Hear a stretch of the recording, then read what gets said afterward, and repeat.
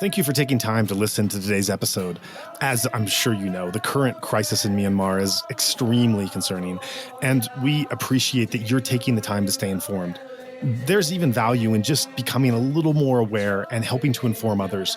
So we would like to encourage you to please consider sharing this episode so that more people may learn about what is really happening in the country now. It's just absolutely critical to ensure that this issue remains present in public discourse everywhere. But now let's get on to the interview itself.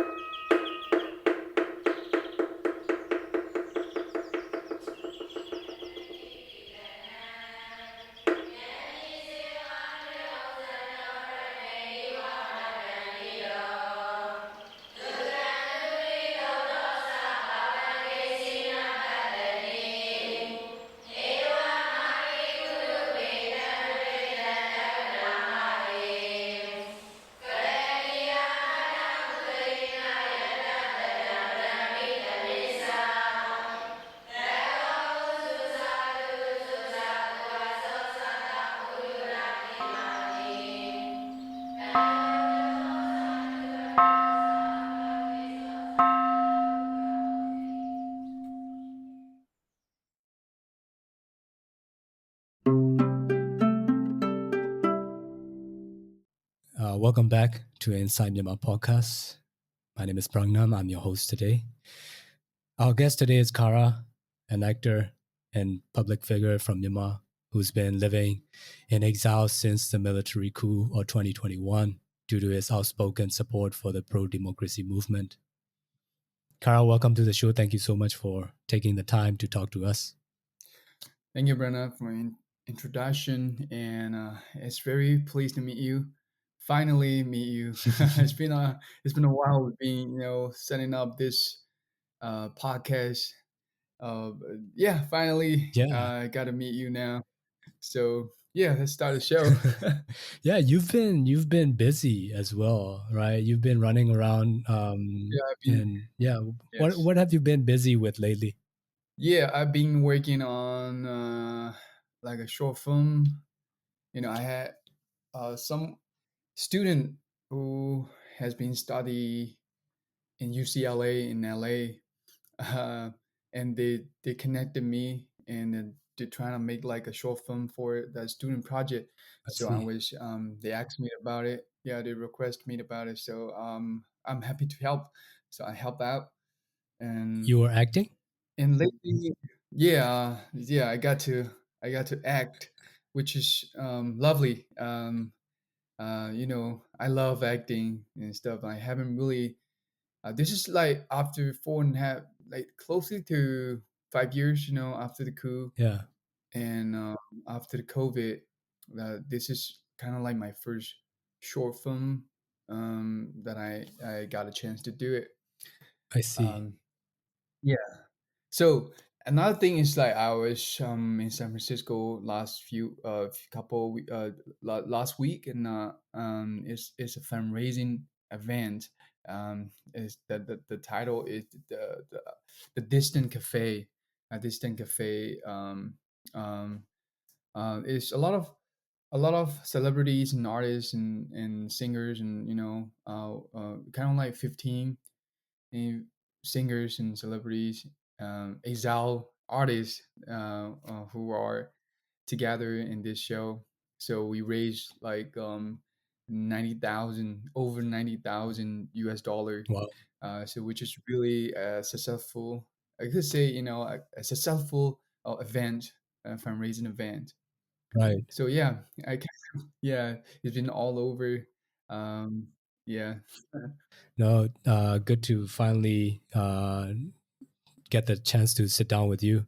And so Thank you so much for giving the time. I think for most of us in Myanmar, in at least recently, it seems like our life is like divided into like before the coup and after the coup. And it has so much impact on our life. Before we get into um, your involvement in politics and your life in exile, I want to go back to when you were younger. I know you grew up in Mogok, which is also kind of Yes. known as like the land of rubies. And like maybe most of the international audience might not know where Mogok is and what Mogok is like. So can you tell us like a little bit about your hometown? Like what is it like growing up there? Yeah, my hometown, which is called Mogo, and then it's also called the Ruby Land because is where the ruby comes from. Um, and it is to the when you look at the map of the whole picture of Myanmar, then and it's probably to the northeast of our country is like upper Burma, like very closely to the middle, but to the north and east, like and northeast kind of location, Right. and close to the Inland too as well. Um, and it's kind of like our town, small town. The population is around like 100,000 in small like you could say like a village, but we have divided into like two east and west. So Hmm. east Mogo is kind of like um, is more developed than west. Hmm. So I grew up in west in like 15 years all my childhood, and the town itself is surrounded by mountains, Yeah. so it's kind of like a walk, like a Chinese fry pan walk. So it's like a valley Uh-huh. and surrounded by the mountain. So whenever you wake up in the morning and on the mountain, they were like releasing some playing some Buddhist like chanting religiously, we playing like that. So when you wake up in the morning, you could hear like people chanting, and and then you wake up peacefully. It's kind of like that. I grew up Right. kind of like so very peaceful, and people are very content with their life, I see. and very peaceful. So my family, they do a ruby business, like a jewelry business, like they trade gems, Hmm. because all the people in Mogo, especially people in Mogo who live for a long time, who grew up there, they grew up doing like a trading, I see. like a ruby and gems trading.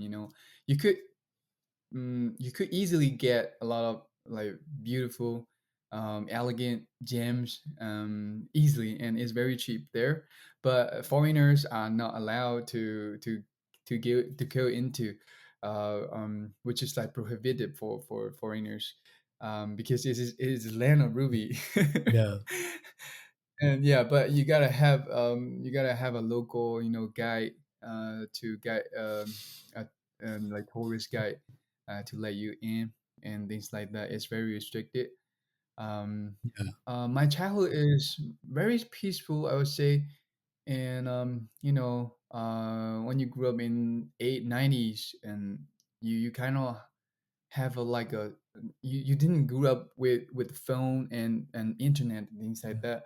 So you basically like I basically grew up with nature. So I play like whenever I got off from the school, and I'll go play with my friends, and just going around. We don't use phone, things like that. We just play on the ground. Yeah. I play basketball, football, any kind of sport outside, activities and stuff. And we kind of have an effect of the military rules. Yeah. Um, like we didn't get enough like electricity, when we get electricity, we kind of very happy. When I was a kid, um, when we have electricity, we kind of like shout out to the world like, Everybody cheers. "Hey!" Everybody cheers. So happy to get even electricity. But we're okay with that, Yeah. and our road is kind of roughy. They had a plan. They had a plan like to make the road really good, like to repair it and things like that. To make it better, but they postpone it all the time, and then they just like, I don't know, like they yeah, the road and everything are really rough and not really good, Yeah. like the bad, because of, I don't know, they're not interested in developing, like development of our village. They just wanna get all the good things like the gems from my village, something like that. I always have a thought of, they never, the military, they never treated us really, like in a good way. They just want to take everything from us. Yeah. They probably pocketed the road construction money for themselves. Yeah, I know. They just like put all the rocks like on the street, no, no, like beside the street, Yeah. and then Yeah. then you know it takes a long time. Even the trees, like bushes, like started to grow from the rocks.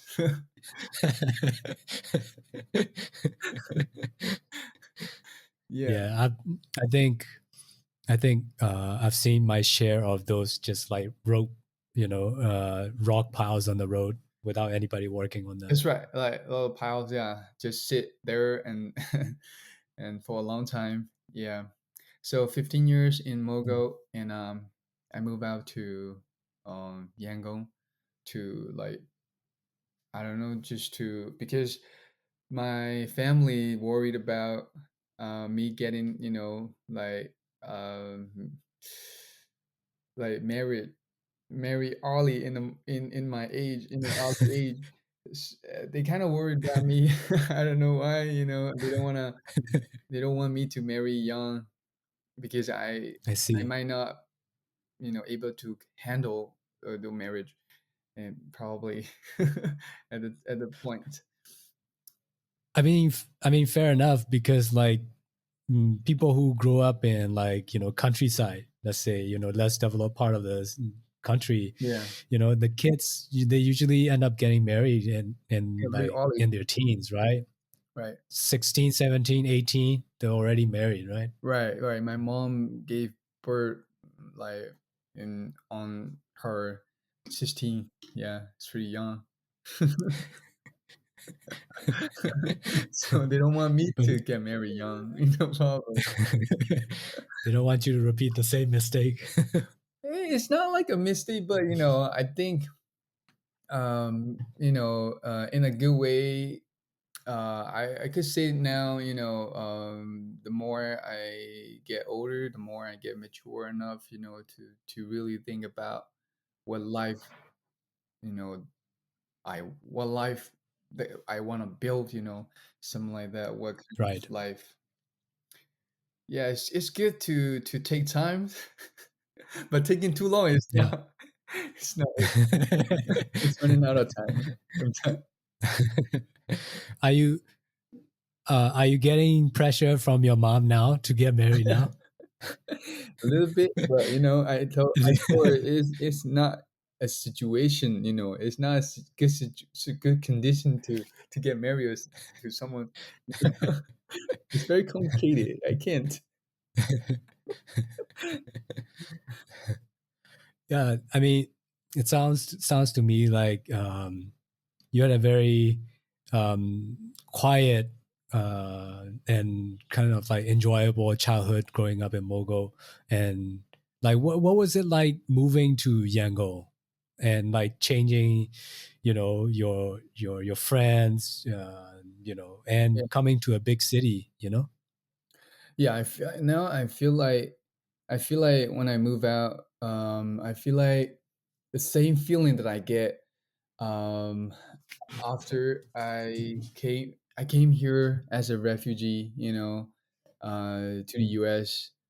Um, like I yeah when I was in New York for the first year, um, Right. I first came here in the US, and I feel like I feel like I don't belong here. Um, I Yeah. feel like I am nobody here, and I have to I have to adjust everything, like adopt really quick, and even talking to the people, even culture, like a culture shock. When I move out to Yangon, it's something like that. It's something like that too. I don't feel like I belong there. Um, I don't have any friend there. So I went to get some classes, like English classes, and like computer classes, like Photoshop. I didn't know what to do at the time, at the point. Yeah. But my family just want me to study. Yeah, I study more. Taking classes like whatever necessary for me in the future. So I'm taking. Did your whole family move to Yangon, or was it just you? Yeah, it's just everyone move out because of me. Yeah. I see. So your whole family kind of uprooted and moved to Yangon. Yeah, right. But yeah, my mom is my mom, after my dad passed away, my mom uh, uh, married another man, and she moved out. So I haven't really seen her for a long time. I mean, until now, and maybe around 15 years now. I haven't really had a contact with her.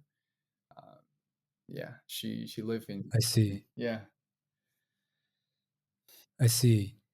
So yeah, basically, I grew up with myself. Like I don't have any siblings, so I grew up with, yeah, my Oh, relatives. Yeah. I see. Um, yeah, I mean that's one way to really, fasten your maturity, I guess, as a 15-year-old to Yeah. be like kind of be on your own Yeah. so early in your life, really. Yeah, yeah. My family didn't put any pressure on me. They just want me to not drinking, because my dad passed away by drinking. So Mm, well, they don't want me to repeat it again. As long as I don't smoke, I don't drink, like continue like a did it like edit does. Um, s- yeah, as long as I'm a being a good boy, like stay okay with that. yeah, So yeah, yeah, yeah. It's my childhood is kind of like after 15 years, it's kind of like it's easy peasy lifestyle. Like something like that. mm, Not struggling like other people. Yeah. right, yeah. And at what point um, did come to the idea that you want to go into like modeling and acting, or was that a dream since you were young, or Yeah. Yeah. Funny thing is, before I moved out to Yangon, and I told my friend in Mogok, I told him, hey man, I will not come back again in to Mogok if I couldn't be an artist or like actor, anything like that. I won't be back. I will not be back. I see. So, and then I moved out to Yangon, and then after 3 years, I came back, and then it didn't. I'm not. I was nobody. I was nobody at the time, and he told me, "Well, hey man, you told me you won't come back. If there's nothing." Um, yeah. And then okay, I'll prove it to you. Something like that. Next time I'll prove it to you. I told him, and then I go back again. I went back again to Yangon, and then there's like, I didn't know, I didn't have any clue to get into modeling and stuff. I dated a girl, like a model. She's a model, but I never had a chance to really get into, like, have a connection with modeling and stuff, because my family, they didn't really support me, um, but they didn't like reject, or like rejecting me or anything like that. So me myself, I'm on my own. I have to decide it.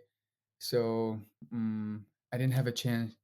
And then later, uh, I I want to work, because it's been like 4 years in Yangon and nothing happened in my life. So I took a chance. Because I grew up, learning Chinese and Chinese. So my friend introduced me to a job, Hmm. like a Chinese, as a Chinese translator.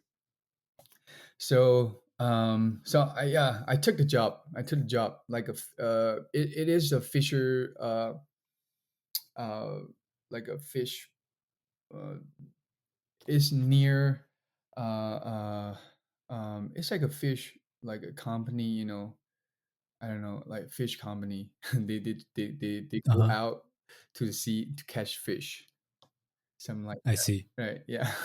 I don't know how to call it, but yeah, it's like a fish, like a And company, a marine, something like, like company. So I had to like translate between the workers, like Burmese worker, and the company, the owner is Chinese. And then as a translator for a month, and then I've been looking for another job. So another opportunity another opportunity came, and then I went there to like get some interview. Uh, that job needs to translate like Chinese, English, and Burmese, three languages. So okay, it challenged me in a way. I get more salary and stuff. So I told the boss, yeah, I'll do it. So I quit the first job, and then I wait. I wait like a month, and nothing. They didn't respond me. So uh-huh. so I keep working out. Like I keep working out near my house, and then later, um, like some modeling contest poster. They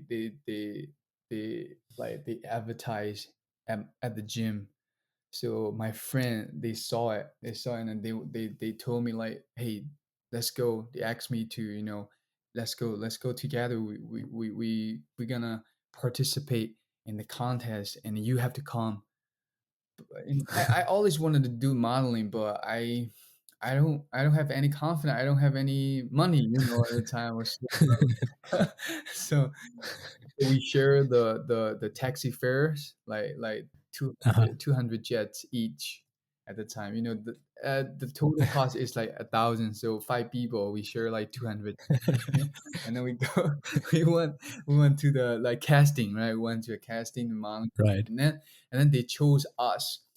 So yeah, short to the point, then we got chosen, and then on the competition that day, I won. I got like nobody in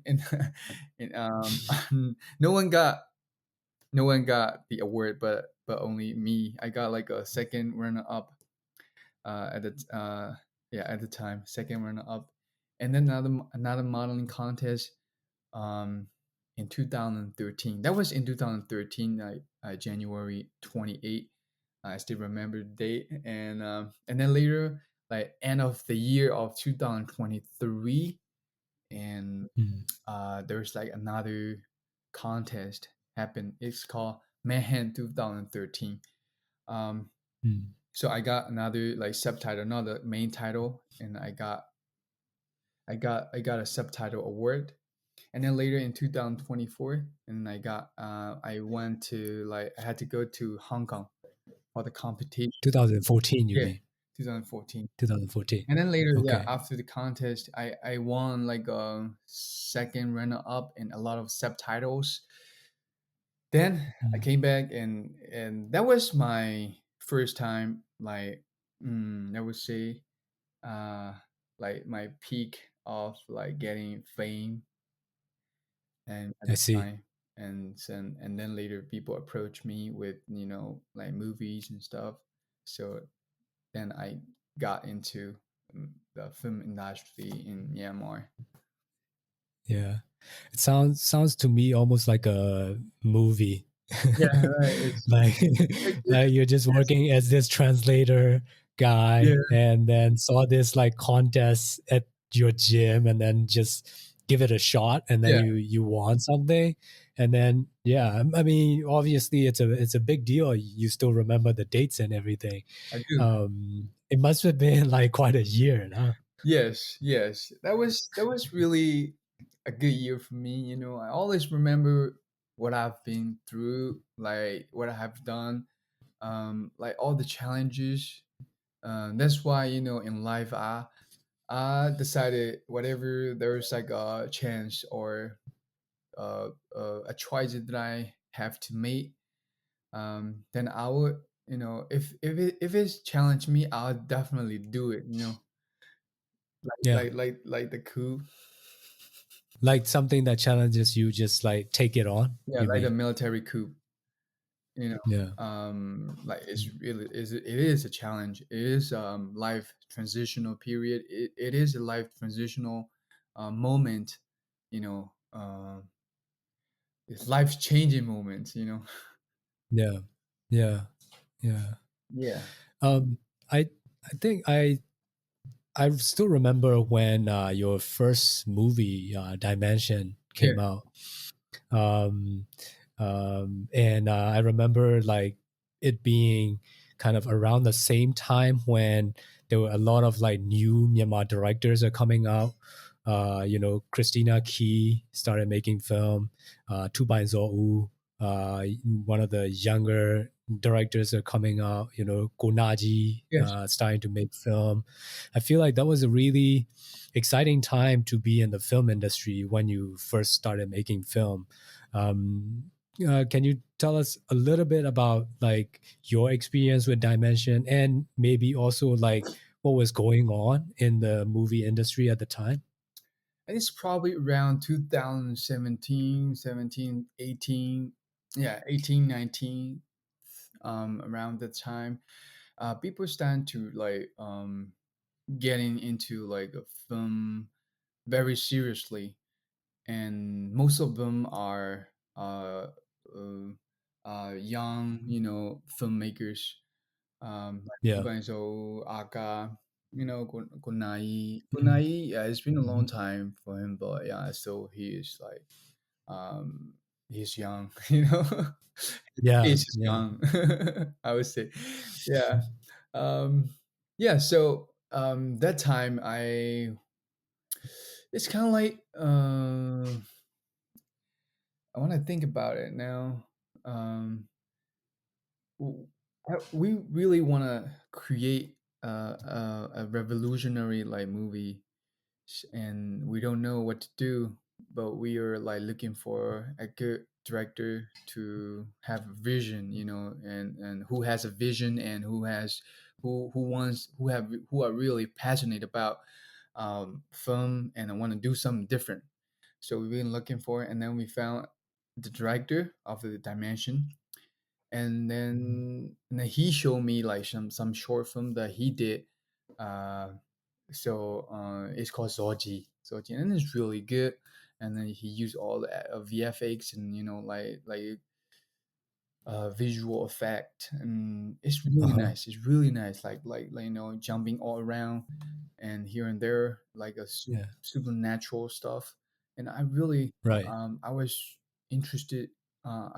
It really interested me, and then I contact with him, and then we kind of like brainstorm about what he gonna do and what we gonna do, um, and then we came up with the idea of like a mercenary soldier and stuff. So the Right. dimension. dimension. Like we created this dimension, the movie. Uh, it is a sci-fi or action movie, and I think it is the first Mhm. sci-fi action movie in Myanmar, and then which got the Academy Award by the song, the song design. We got Sound design. design academy. Yeah, we got a I design see. award in academy in Myanmar 2018, I guess. Yeah.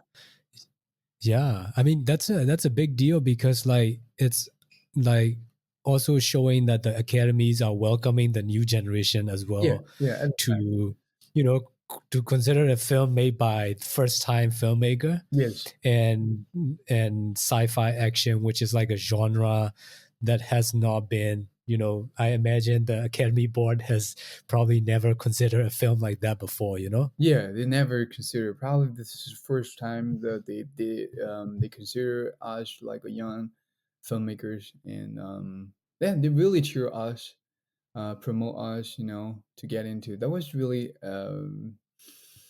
very peak, like a peak time in our career. So we Yeah. did another movie called like The Hunters. It's gangster Mhm. movie. It's gangster movie, and yeah, that was really Yeah, fun to make like an action movie. In Myanmar, not a lot of people are taking risks. Like took risks to taking risks at the time to make like something like that kind of genre. You know. right. Is action movies like something that you grew up with, and something that you are very familiar with? Yeah, I want to do something different. That's why, we want to do something different, different, than the traditional like rom-com, movies, Yeah, because it's been like, I think it's commercially rom-com movies are the best for commercial, like make money stuff. But in order right, to have a good quality movies and something creative, you gotta go outside the think outside the box. um, but not a lot of people take a risk to think outside the box.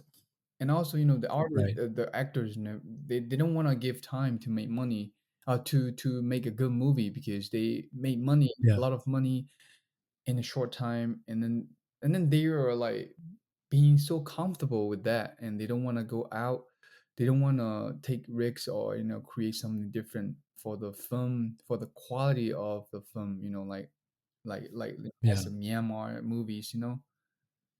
yeah.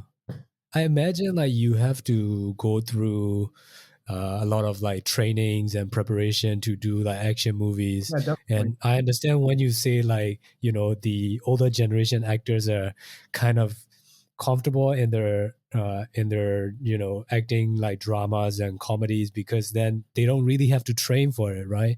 So like traditionally, from what I can remember, like Myanmar action movies are kind of silly in a way because the stunts and their action sequences are not that exciting. I feel like Dimension, your first movie, was the one of the first movies where you can actually see that the actor has really committed into doing action and doing training.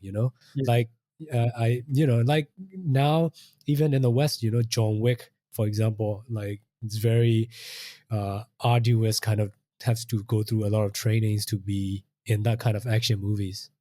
definitely, you have to like, in a pre-production, you have to like, actors have to like really train to get to get in shape, and to really be in the character. How the character walks, or even talk, uh like how he moves, and the way he, as a mercenary soldiers, you gotta be, really good in fighting stuff. So I go to train like kickboxing and stuff, and taekwondo. uh, I consistently training after the movies, and after the movies. So I am now, I got a belt, black belt in second degree in Taekwondo. Nice. So I keep training, but no, not these days. But yeah, I used to train a lot when I was in Myanmar. I have my own I see. personal trainer. My my mentor. He is like my master. He is like a fight degree, like fight Dan. So he's like the the highest rank in Myanmar. He's Uh-huh. one of the highest rank in Myanmar. So I see. it was fun, doing the kind of stuff. And Mm. yeah, we take like a month or two like to prep, um to do the action stuff. We had to go through all the scenes, in a like a fighting sequences.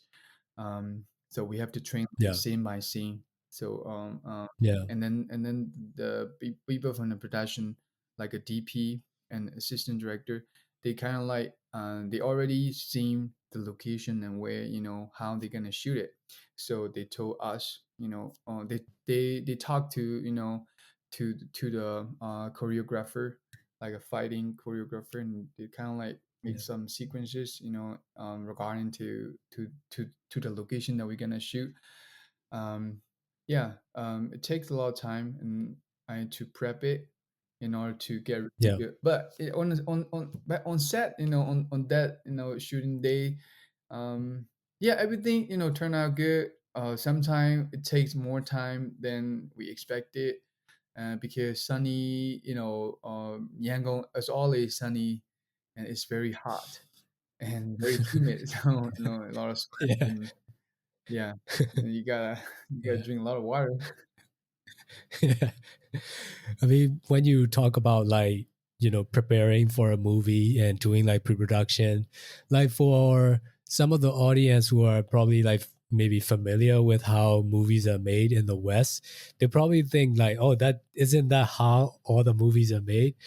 Yeah, But like they might not know that it's like an exception when it comes to Myanmar film industry because, I don't think the word like pre-production and like preparation exists in some of the movies and the quality, and you can see that in the qualities that comes out in a lot of the movies, right? So I think in the time, 2017, 18, up until COVID, which kind of stall all the progress that was being made in Myanmar cinema. I think newer generations were doing a lot more pre-production and preparation and taking movie making very seriously. yes, because we are kind of like, we have a competition around, like young generation filmmakers.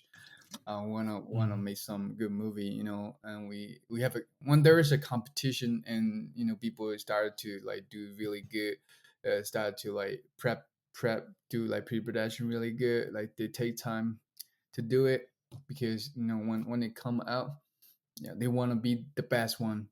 And so that was really a good like golden era for the cinema in Myanmar. uh but yeah, that was a good time. I kind of missed that time, that moment.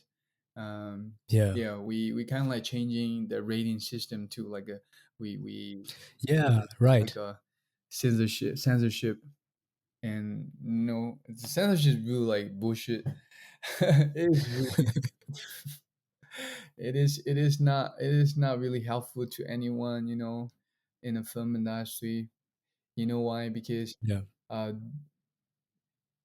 whatever, you can use the name gangster, because people in Mm. journalism and journalists, they kind of like give the gangster the name gangster to the military. So so you can't use a gangster, the name, even name the gangster, you can't use it, because no, no, Yangon Mafia. You can't use the Yangon Mafia, because Oh, Yangon Mafia is kind of I like see. that. Some journalists give it to some general, like Uh, yeah, something like that. So you can use that kind of name, and then some I see. yeah, if it's so bloody, you can use it. You can shot it. Yeah, they would just switch. They would give you like advices, like like uh like some advisors, they were not like giving suggestion, they force you to do it, they force you to change, Mhm. to do Yeah. in their way, in the safe way or anything like that, you know Mhm. and funny thing is that the Hunters movie is a gangster movie that we shot it. Mhm. And then, like, as a gangster, when you talk, you kind of use like some bad word, like Right. score, like when you get angry, you say shout, right? In Burmese, Right. shout is like, it's for fucking, freaking, whatever. Yeah. But we can't Yeah. really use it. We can use shout. Gangsters, they kind of use that kind of word, like very, when they were really get freaking whatever. Um, um, but yeah, the censorship. You can use that kind of word, and then you can't really kiss, uh, like mouth to mouth. Like, yeah, Yep. you can't really show off. Like, yeah, something like that. It's very restricted, so you can't really make very, very interesting movies, I would say. Yeah. uh, I mean, Creative. what kind of gangster like not swear, Yeah, right? right. Trailing. Yeah, that's right. Yeah, yeah, I see. definitely. Yeah, and and I feel like all that kind of everything kind of came to a stop because of COVID. Yeah, And what were you doing during COVID, and what was your experience like going through that? yeah. I feel like I feel like that was the end of the world. The COVID. I'd imagined, like, okay, this is it, this is it. We're experiencing the end of the world, and this is it, we're all gonna die. Something like that. I lost hope. Um but yeah, I am in the first wave, and I felt like that, everything stopped and we can't really do anything. But later, in the second wave, and we kind of like, we can like a new, applying a new normal lifestyle, and we wear a Mhm. mask, and we test, every time we, before the shoot and everything, um Yeah. like test kit, like, yeah, every time when you, before the shoot, you have to like put something in Yeah. nose, Yeah. Stick it up your yeah, nose. stick it out It's not a nose. not a pleasant And experience. not a pleasant experience. Like, back then, people didn't know that, but now they would just test it, just, not too deep right now. But before, they had to like really go deep down, to get the, Yeah. to get a test. I don't know. Yeah. They just go deep, and it's not a pleasant, experience for me. Now, I was not for everyone. Um, Nobody's gonna like it, so we had to test it out like that. And then, at the time, I was in the set. I was in the set for Lapia season 2, for Canal Plus. Uh, I see. TV TV series. series, yeah, TV show. And yeah, and then after we done with the shoot, and then I got in second wave of COVID. I got a COVID. I got a COVID, and I suffered for like 10 days without any smell and taste. Wow. Tasteless, smellless. And then, yeah, and then, yeah, on the third wave, before the third wave, I think there came, a coup. So, Right. basically, on COVID, like, I was, we it was okay, it was okay. We live in like new normal lifestyle, and then work where, like slowly getting better, you know Mhm. yeah, yeah, people started to get, taking little by little, to get back to normal life. Yeah, but after the Right. coup, after the coup is sucks. Yeah,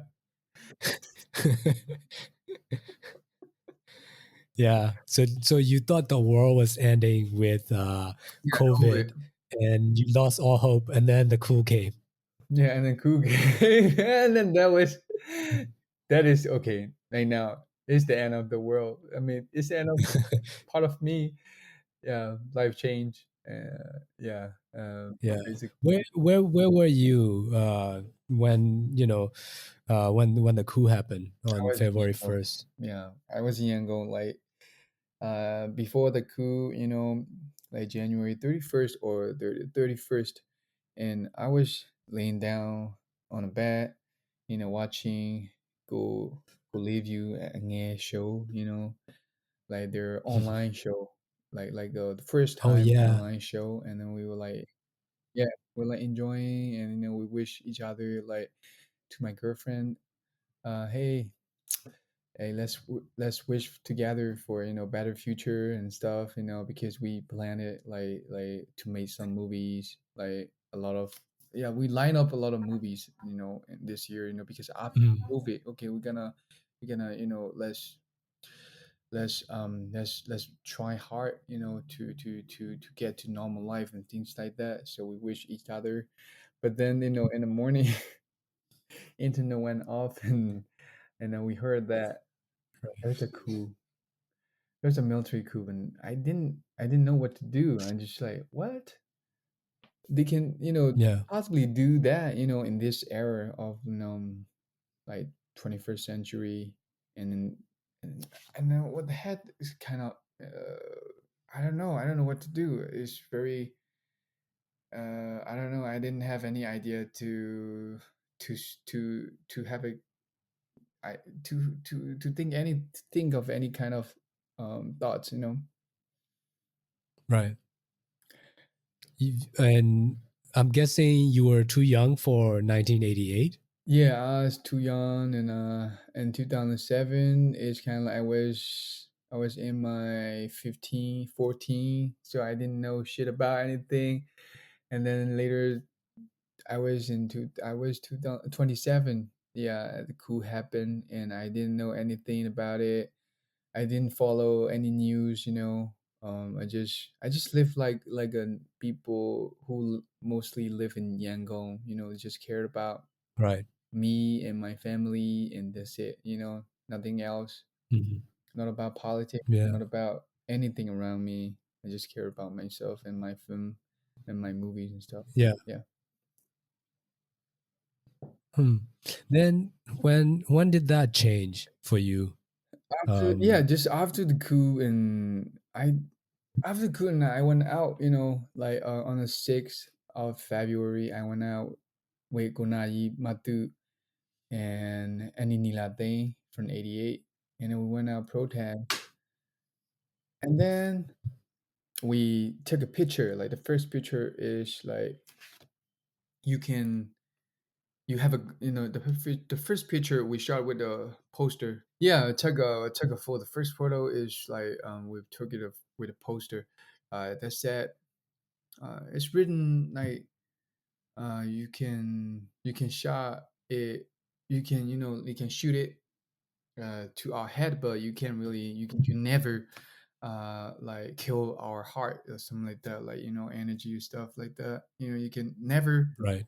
yeah, like, kill our spirit, or like energy or something like that, and at the time I felt about it, I felt something. Oh, this shit is real, this is freaking real. This is not a dream, this is real. I am in a, path, blah, blah. I am on a path of like revolution, it is Right. happening, it is happening. Something like that came into my mind, and then we went out, like we walked around, like around Suli Pagoda, and I saw a lot of people, like, playing some music, like chanting, um, yeah, and yeah, they came and take photo of me, and then and then all the car like start horning each other, like Yeah, and I remember. Yeah, yeah, do the like three finger salute. Uh, yeah, I yeah, just like I don't know, just like one day after another, like I kept like going out like consecutively after the first day of like 6th February. So I keep going like a 10 days, and then later, in order to keep, when you keep going like doing the kind of stuff, and you kind of like understand what is happening, what is really happening, and what the people really want, and right, you can feel the pain, and you can feel all the desire that people have, all these years, and then the fear that they have, the desire that they want to change, and then I don't know, I just like I when you go out you feel the energy, and then when you come home, every time like 8 o'clock you have to like bang the pot, right? every right. every night 8 o'clock you gotta bang the pot, and then all the energy, I think it's more like uh I don't know, it's just like, okay, I want to do it, I want to be part of it, I want to change. They can't really Yeah, do to us, we have the right, we people, have the right to change, we have the right to get what we want, right? This is what we supposed to, this is what they supposed to do, right? So yeah, then, yeah, one day after another we went out protest before they started shooting. yeah. I definitely get the sense of energy and the unity that um, the everybody on the street is feeling the same thing, and everyone around the country is asking for the same thing. It's kind of like very, um, for me, sometimes it's even like quite emotional to even think to those days. And when you say, honking cars, like Yeah, people were so understanding of each other, because we, like when we were driving past each other, we always honk yeah, just to show that we are on the same side, yes, kind of thing.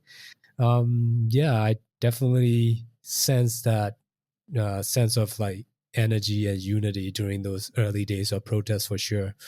that's right. Yeah, so you were going out pretty much every day. Yeah, pretty much every day. And then until I can't really go out because they started shooting, they started like firing with using real bullets, and Right. yeah, and yeah, after Miyata kind of got shot in the head, and yeah, so I'm stopped going out, and but I still we still use our social media to get awareness for international communities, and then later, um, so mostly we focus on civil disobedient movement. We kind of like encourage like Right. all the by the public, on the all the government, government services, the Uh-huh. building, all the buildings um like a train, rail, uh, Yeah, yeah. uh, Railway yeah, workers. Yeah. workers. Yeah, we want their buildings, and to encourage them to stop working for the government, like for the military, Right. in order to stop, the whole thing, the whole system, to stop it. So, um, Right. we encourage them. We want to Donghua, which is very far from the downtown, and we want to Hmm. like Danlin, Danlin for it. Danlin is far, is another side of Yangon. You have to like go across the uh, uh, like a river, Yangon River, Yeah. right? So yeah, we Yeah. went all over the places, around Yangon, like all the government like buildings, and like where the government the workers lived. And Right. yeah. And when did it become mm, dangerous for you in terms of like, threats of arrest? And I imagine you were issued a 505A. Yeah, And that's right. Yeah, on April 4th, I guess 4th or 6th. I can remember, but yeah, it's around there. And before April, like, and last week of on the last week of like March, and one of our celebrity like Ulumin got arrested, and then before that right. he got arraigned. We got arraigned, and then people shot. The Myato got shot. Uh, Yeah. and then he did a live, like a live Facebook live video, Mhm. and then later he got arrested, and then we were like, so um I found out, oh, this is real, this is real. They really serious about it, they really serious, that they kind of like seriously, they could, you could be like arrested, put you Yeah. in a jail, like, you could possibly get a jail time. So I was so scared, and then after he got arrested, they put him in the jail, and I started planning to go out. My family want me to run, and I started to like going all over Rangoon, um, to hiding, to hide different places, like all the relative houses, like something like that, and all the friends. How was it? How was it like? Were you not like going out? Oh Would you yeah, just like stay stay inside? inside a room. Yeah, that's it. You can't really go out from that room. You can't really go out inside the house. You can't really be seen by a neighbor. It's very dangerous that, because my movies at the time, my TV show released before the coup, and then it was popular at the time, so people can recognize me easily. And then Right. my skin color and my height is not very, common. It's not easy to hide you. Yeah, it's not easy to get high, to be hidden. So it's really hard for me to, not going out of a room, because I'm super super active, and I always want to train, like go to the Mm. gym all the time, like training every day. So, I'm yeah, it's really hard for me to just stay in the room, mentally, Yeah. physically. Yeah. So yeah, it must have been hard for you, such an active person. Um, and so and then comes a point where you will have to leave Yangon. What was the what was the what was the route that you took to leave the country? Yeah, I didn't choose any route. I don't know. I just go with the flow. By the time I can't really stay in Yangon, and I um contact to one of my friend, and then Mama A, and then Oh he told yeah. me, yeah, he told me, hey, you can go this route, and then they already got there in Messal. So do you want to come? And then I thought about it like a week or two, and yeah, and then I decided, okay, I am coming, uh, but what is the circumstances or consequences, if I make this choice. And then one of the one of the guy from KNU told my family, your life would change, totally change. But I didn't know that word, like totally. I didn't know the meaning of totally change. And then, but I took a chance.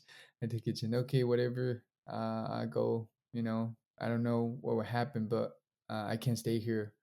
So that is the only way that I have. So okay, let's go. Yeah. Then I have like undercover, like put some makeup, like for the skin color. I put some brownish makeup on, and then put some hat, like very um like thrift work clothes, like very old clothes, like look I see. yeah, yeah, look something really like hiding, like undercover myself, like Mhm. trying to look like normal people, like normal civilians. Right. So I Right. wear some longyi, Burmese traditional dress, like a scarf, and Yeah. like a shirt. I never really wear like shirt and longyi that old. I would say that it's not, yeah, it's not usual Yeah. to like pretend like a character in a movie. I didn't used to wear like glasses, but I put some glasses. This is the glasses that I use it for undercover, but now I have to like Oh, really? use it. I put real glass now. I put real glass now. I put like prescription glass now. But I I see. I- This was part of your disguise when you were trying to escape. yeah, yeah. This is like my disguise. I have I to see. disguise. Yeah, that's right. And then so it is like a movie, like a taxi driver, like Korean drama movie, like taxi driver. It's kind of like that. Yeah, it's basically Yeah. like that. I felt like I was in a movie, and then now I thought about it, and okay, my life could make a movie like something like that, yeah. Yeah. It's very interesting, and yeah, I had to like go through like 7 gates, like every gate you have to like put down window down. You have to like put down Mhm. window, and then they would check your ID, and they were uh if if you are in a bad luck, and they would took out your mask or anything like that.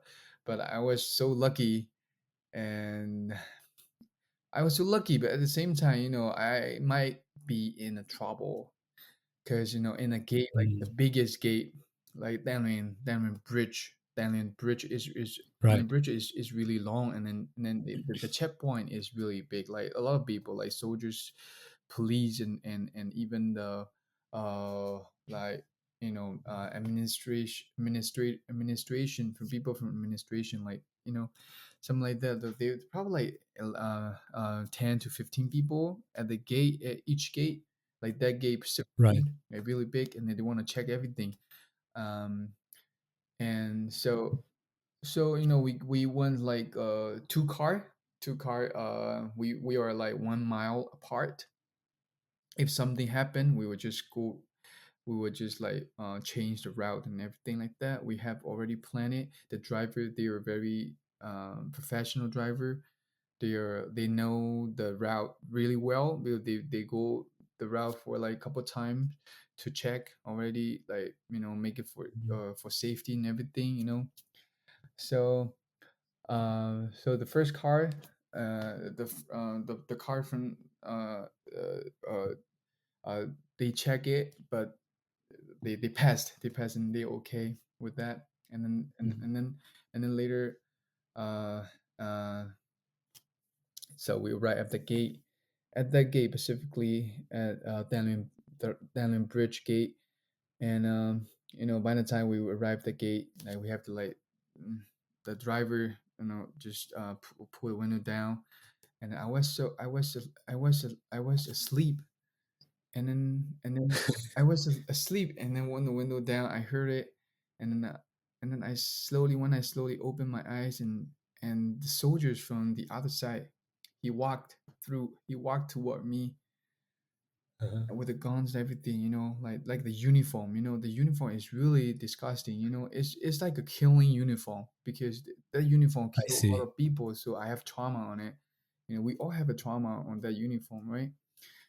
And then when he arrived, like when he came close to my car from the left side of the road, and then when the window's down, as the window down, and then as my I was slowly open my eye, and then when I opened my eye, fully open, and then he was there already. So I was like, uh, I saw him standing there, like with the guns, everything, and then he trying to say something. He was trying to say something. I know he's trying to like ask me ID and stuff. Mm. So I thought about no, no, no, no. If he asks Mhm.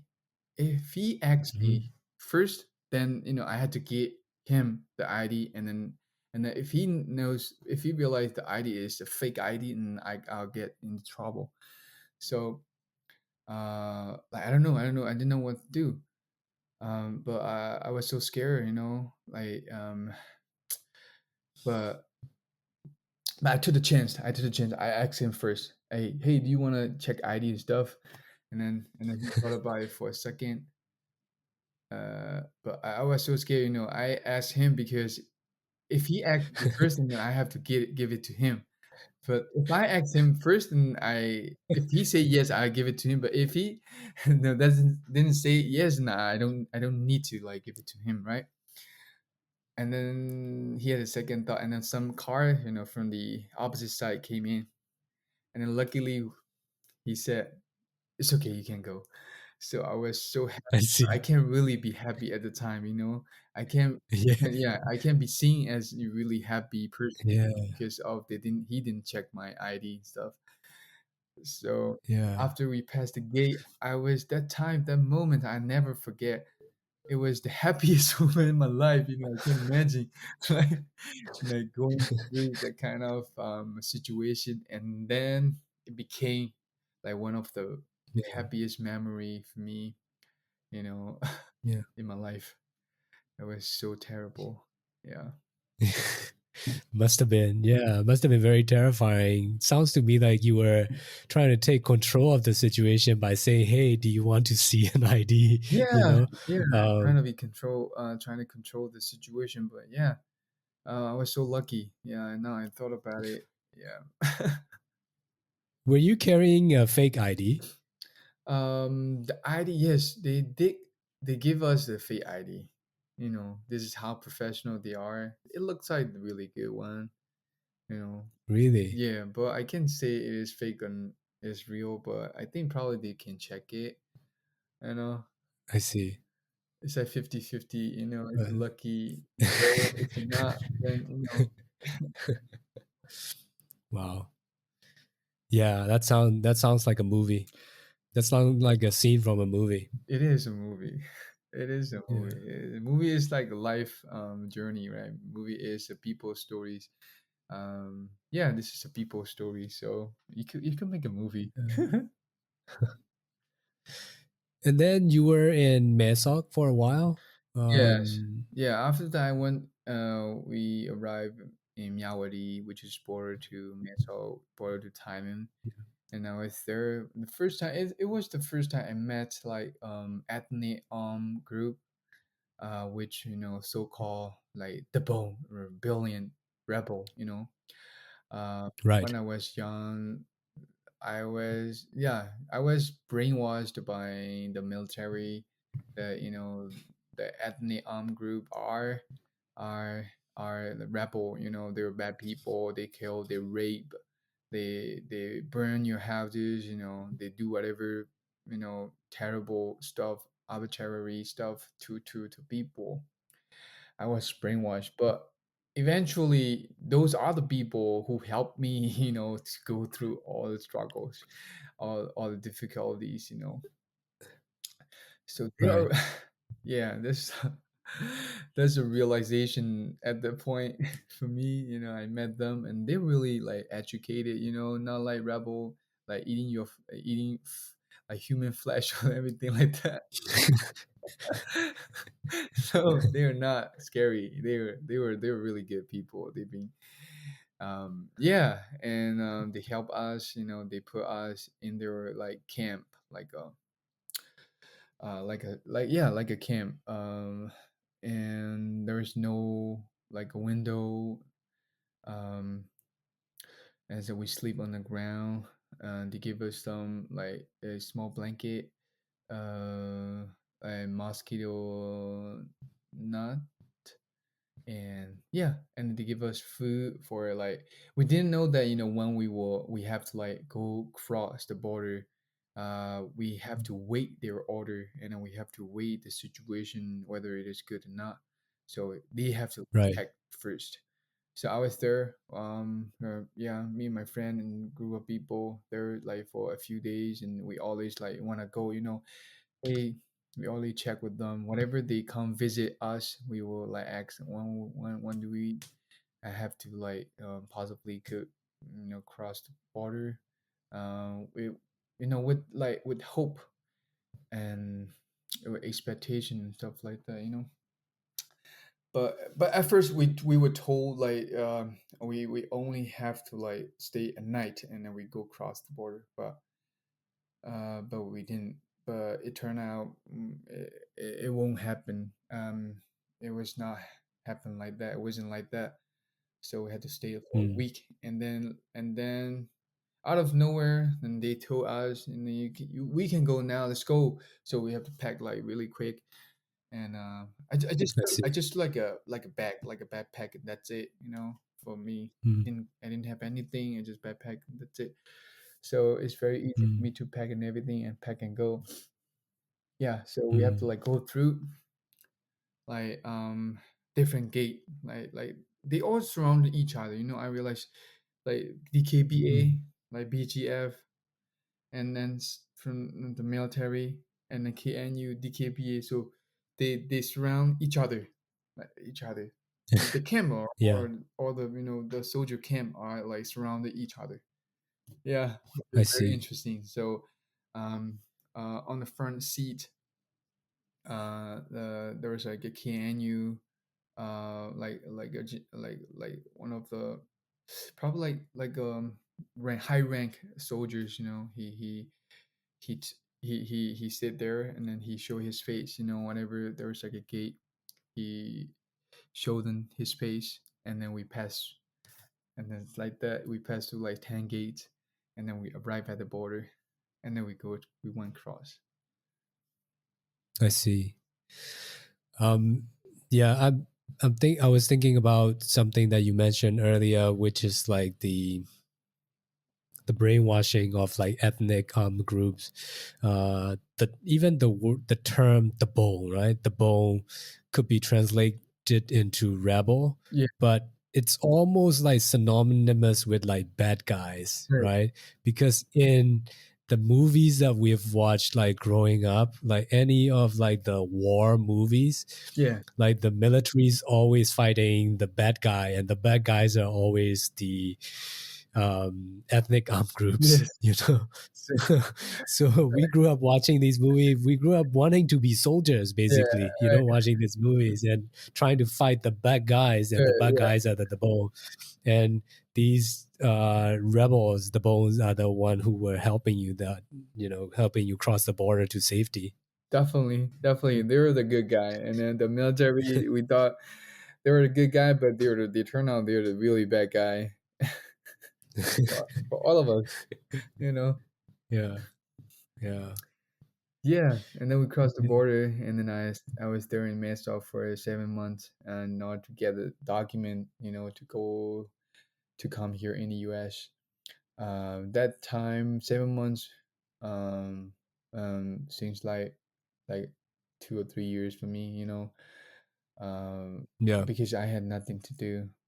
I have to like stay in the house that they provided, um, because if I go out and one the police officer in time, and when if they saw me, and then they will put me in jail, and they might send me back to the military, Right. to Myanmar military, to Myanmar. So there's a Right. chance, like a chance to for me to get into trouble.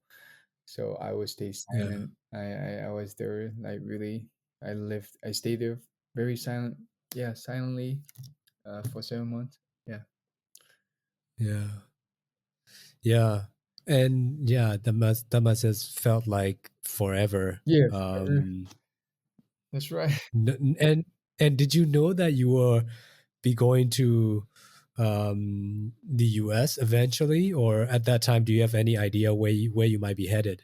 No, I don't know. I have no idea that I would be going to the US, but uh, I always have hope. Like I hope the yeah, I always have like positive attitude on things. Like there's something good gonna happen, for me. I just Mm, wait, but the waiting time is really really exhausted. Like you don't know what will happen, and then I don't know, just like as soon as I got a mess, and I got a mess out, and someone from the RCS or RSC, I don't know, resettlement agency, they call me. mhm. um they call me that, when they call me that, are you, where are you, and something like that. So I told them I'm here in Mesa, and I'm ready to give the interview and stuff. And then they told me they would call me back. So I was waiting there for 7 months, and like for 5 months I didn't get any reply from them. And then I called them again, and then they started redoing my, like, my document at the time. I They see. was like postponing my document because of some issue, and they didn't reply me on that. But I have to like call them to check what is Yeah, happening with my document. And then yeah, like I said, I didn't know where I were be heading toward any country, because I didn't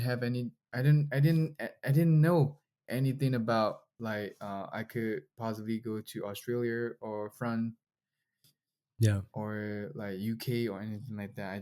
I just want to go somewhere safe. yeah. Was there any point while you were waiting that you felt I've made a big mistake?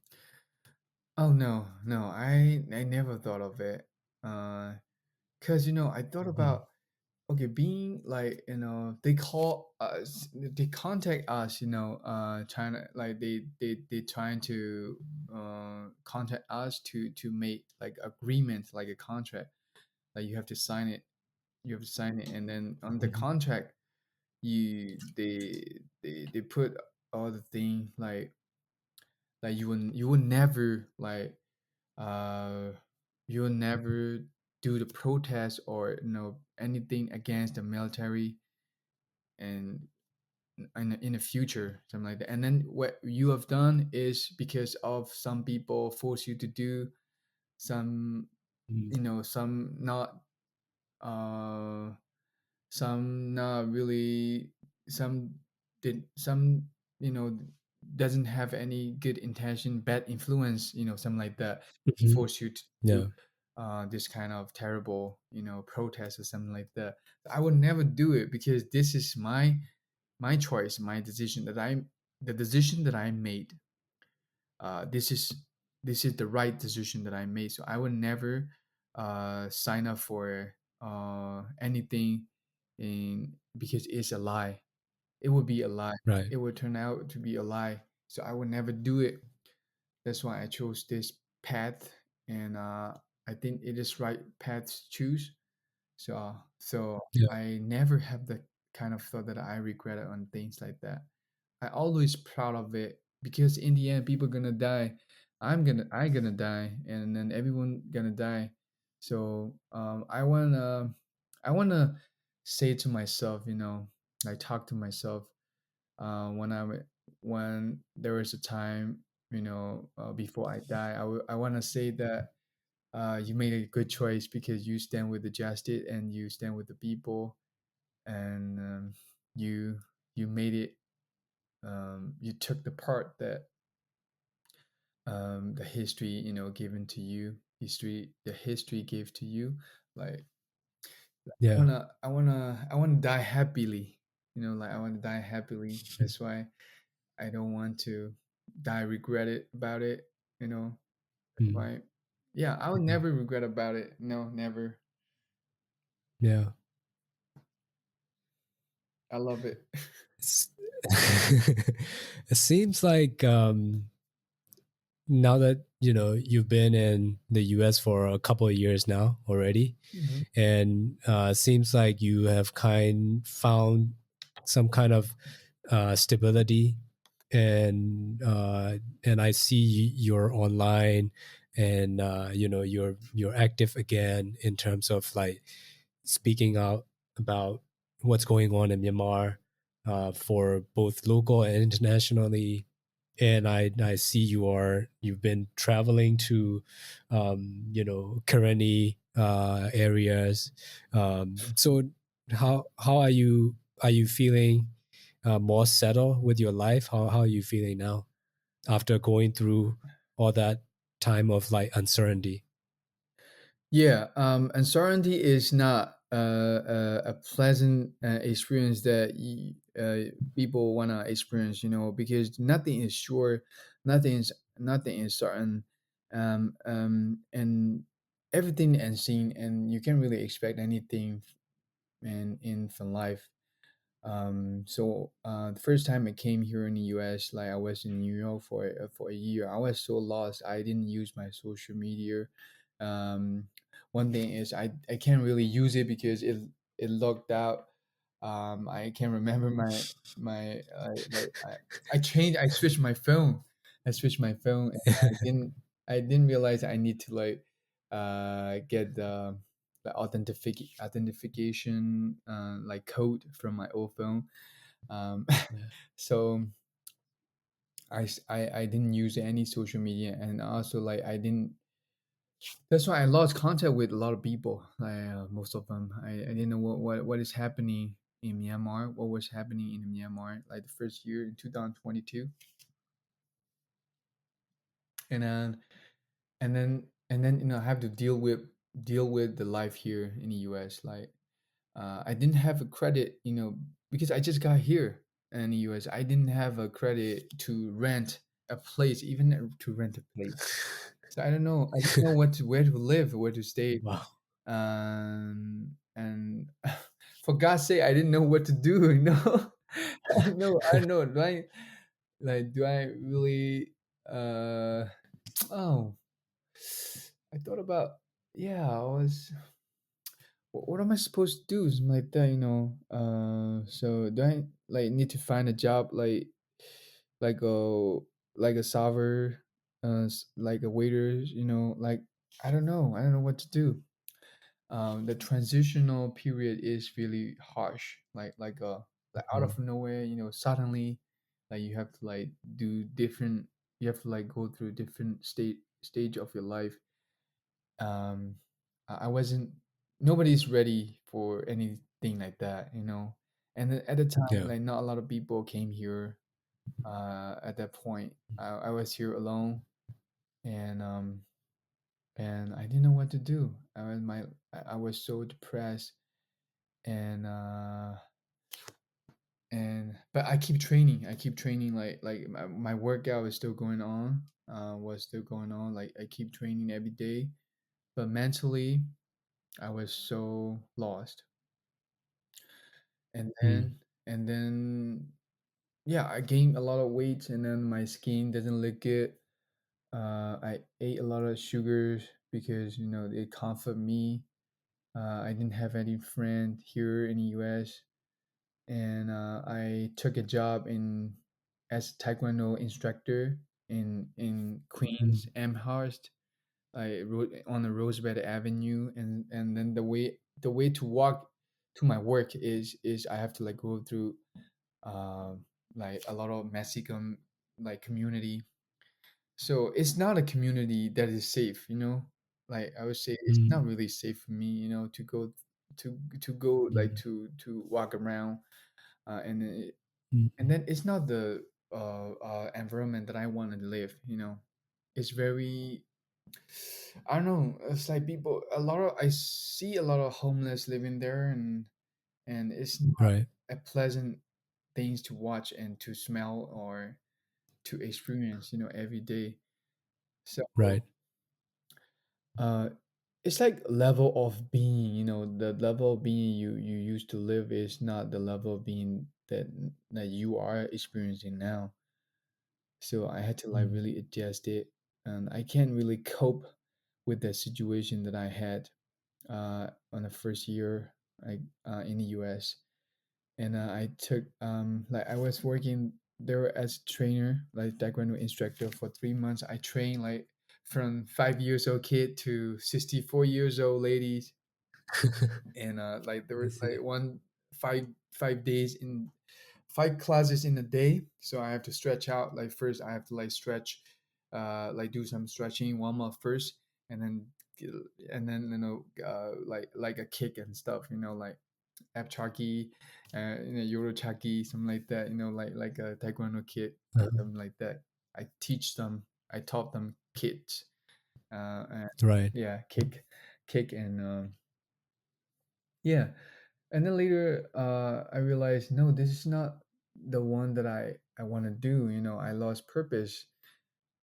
I lost purpose. When a person lost purpose, and and then when a person doesn't have any purpose, then what is the meaning of life, right? And there's no meaning to it. So uh there's no like you want to wake up early in the morning and go for a run or anything like that. I don't have any inspiration for that, motivation for that anymore. But Right. I still, like figuring out my life. And then I started taking like certified personal training test. I paid like $900 for it, as a personal trainer. Like, I study it for 6 months, and I do like I do like an exam for it, and I pass it.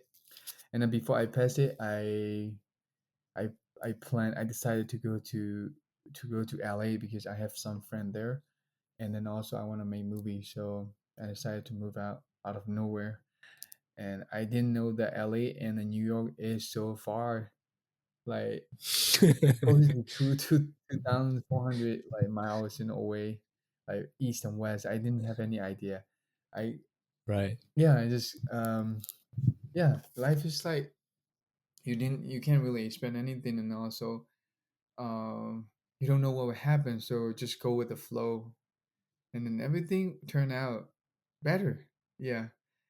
Uh, uh, Rent time um I just got like $2,000, and I when time I move out to LA, and I have to like buy a car, because if you don't have a car, it looks like you don't have a leg to walk around, uh Hmm. so I had to like uh buy a car first. So I put down $200,000, and I got a car, with the help of like some of my friend, to guarantee that I will pay, I will pay like consistently, like consistently the loan and everything. Um, and yeah, I started doing like delivery stuff, like Uber Eats and DoorDash and something like that. I drive like 10 hours a day, sometimes more than 10 hours, like for a year and a half. I keep doing like consistently, every day. I don't know what to do, so I do what I know is the best.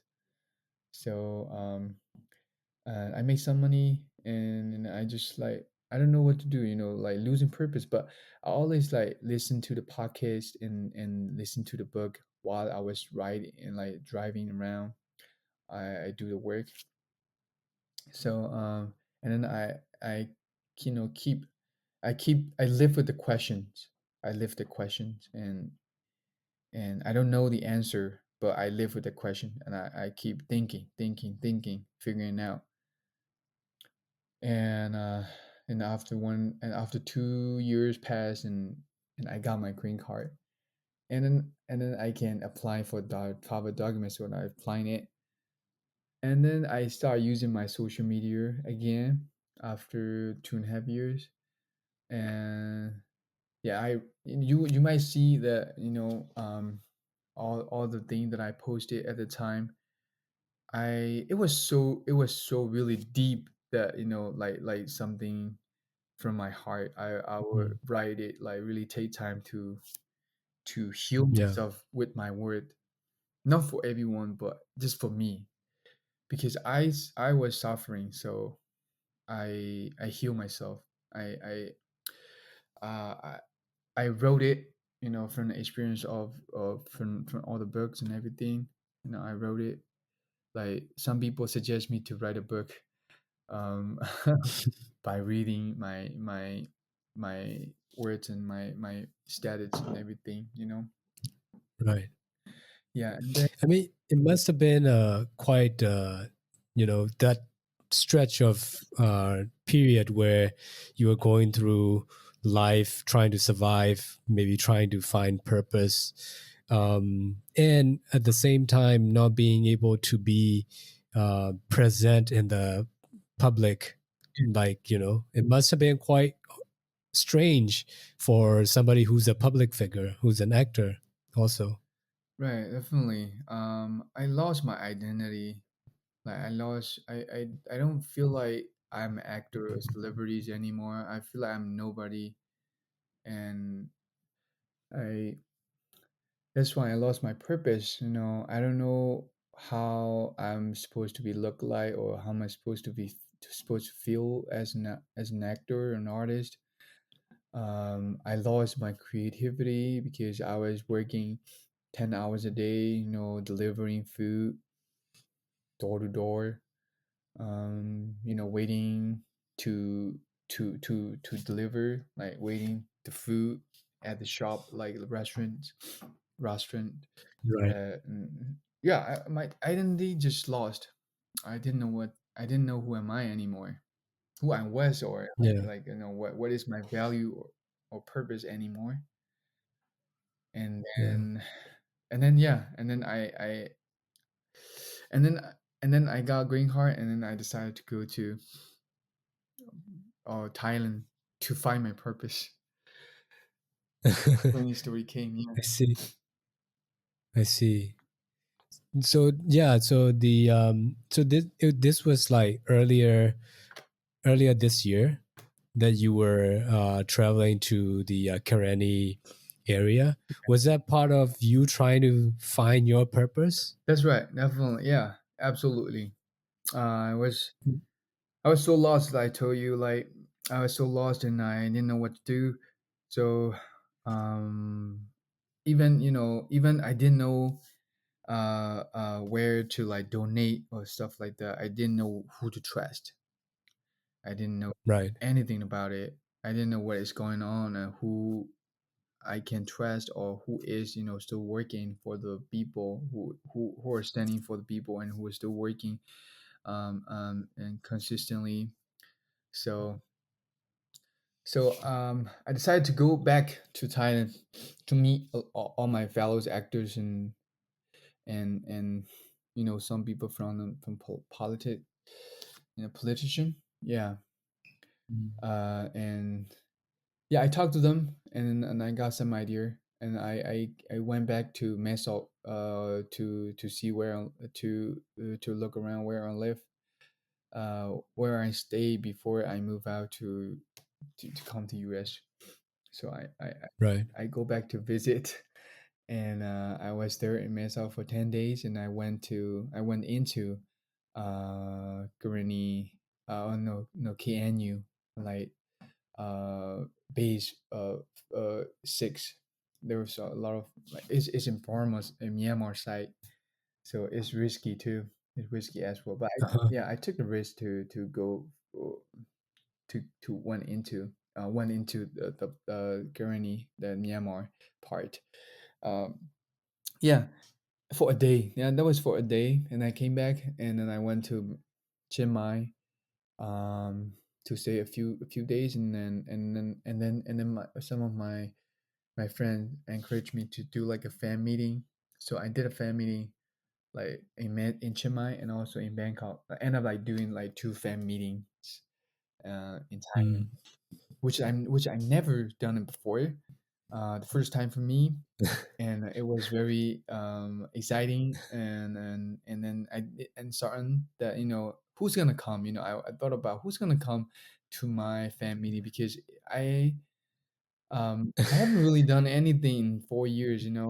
Like Right. so who's gonna come to our to a fan meeting of like a delivery man or like something like that. I love he totally lost my identity. So I thought I just thought about me as a normal people like who deliver food, um like another identity of me, something like that. So I lost my confidence of doing a fan meeting and stuff, like meeting other people.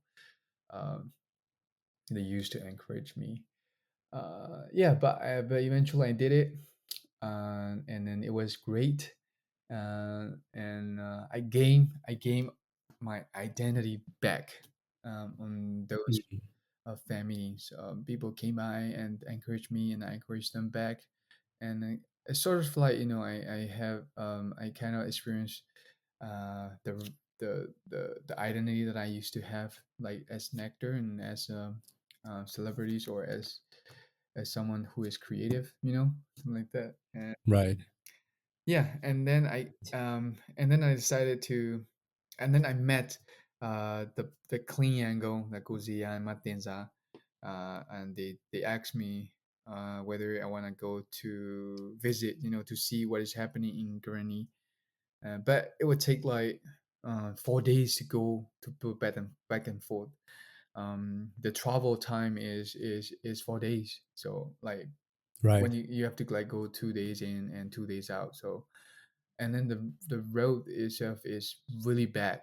Like there is no road, no proper road. You Mhm. have like go cross whatever, like like people used to smuggle with that route. So you have to go through that route in order to avoid all the base Mhm. of the military. So okay, and I realized I just have like a few days left in my document, like a time Mhm. visa. They give me like 2 months, and then I have to like extend for a Mhm. month, and then I go X because I this is my first time using like a passport. This is not a passport. It's like a document, but it looks like a passport, but it's the color is green. So people are really curious about, like, even the officer, the immigration officer, really curious about. They always check, like double check, triple check the book. So whenever I got, I encounter like Right. immigration officer, they always check my book. So I was no, it's not set and so on, like whether I can extend my visa or not. But I went to the immigration office in Chiang Mai, and then they told me, oh, they allow, so I extend it, and then I decided to go to currently. And yeah, that is I would say the satisfactory journey of my life, the best moment Yeah. that I created in my life, I would say. Yeah, I saw a lot of stuff, real stuff, and real people, and real pain, and real like sacrifice in that current. Yeah. Yes. From what I'm hearing, I feel like your trip back to Thailand and meeting, all these people that you've known and you've worked with, kind of like the closest to home that you have been in a while since you Yeah. moved to the US, right? Right. And it's such an interesting decision for you to say, yes, I'm gonna go see what's currently state is like now. Yeah. Part of it is liberated from the military. So like, and as you were saying, this is one of the most interesting and life changing kind of trip you've ever taken. What were what were one of the things that stood out for you in terms of like being in Karenni State, and how it make you feel, and how it impacted you in the way you think? Yeah, it has a huge impact on my life and on my and every perspective of me seeing the revolution and stuff. Um, because you only experience uh, what people put out on social medias.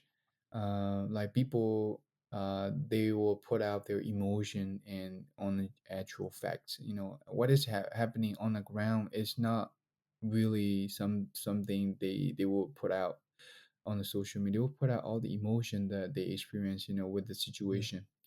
So whatever a person said, they will. It is already include his heart perspective and feelings on it. So it's not the way you go there and experience it, you know. So I went there and I got in Karani into Karani, and then I talked to like like you know soldiers from our side, uh and so-called PDF, you know, and all the soldiers, like not even PDF, like they were kind of PDF too, you know, but they were local PDF, or you know, and like ethnic Yeah. group like PDF, KNDF, you know, something like that. They all are soldiers from our side, and we talked to them. I talked to Maui, you know, and I talked to a lot of leaders. I talked to like refugees from Kalaw State, from the Kelowna State, from the Kalaw City, because they are people, displaced people, you know, from the city to the Kearney. Uh, Yeah. People from the south, people from the north, east north, because Kearney is on in the south of our country, southeast, right? So people from the north, they came here because it is a liberated state. Kearney State is a liberated state.